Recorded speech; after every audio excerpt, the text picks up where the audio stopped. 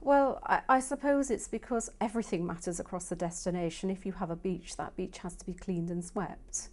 You have to have certain legislation to make sure that beach is kept clean, dog fouling bylaws and so on. It's only the local authority really that can do that. You need public toilets open to the public, you need them to be clean, you need the streets to be clean. So there are many aspects. We don't look at tourism just as a lovely fancy hotel. We look at the whole picture because that whole picture matters. And therefore the local authority has a very important part to play.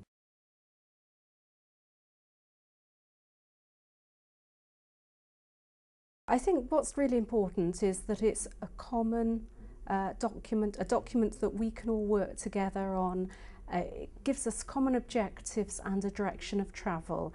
And the vital thing has been involving every department practically within the council. I would say every department except for social services and housing. So it's the transport side, it's the planning side, it's the community involvement, it's the corporate, making sure that we're there with the corporate objectives, that tourism is included in just about every level.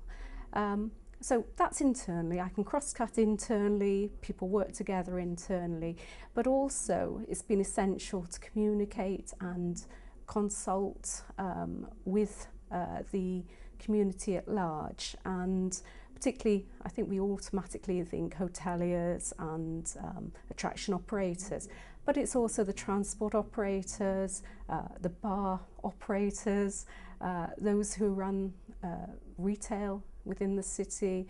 It's just across just about every level, because that all impacts on the visitor. Taxi drivers, for example, are the first people that people often meet. They're our ambassadors, so it's very important to have that right.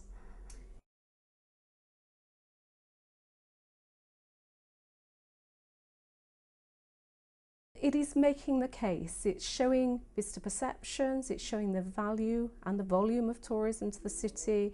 It's showing what an impact certain activities or certain developments can have.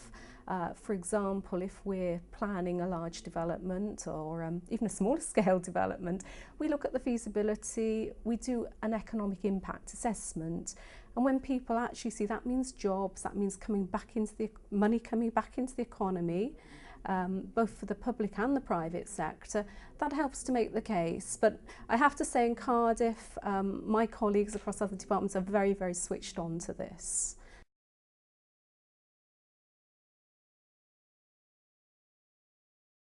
In Cardiff, for example, tourism is worth 703.6 million to the economy, and perhaps even more importantly for the public sector, about half the rates, around £70 million is paid on non-domestic rates, which comes back into the public purse. It doesn't just come back into Cardiff, it actually goes out to other parts of Wales. So a successful Cardiff is often a good thing for the rest of Wales as well.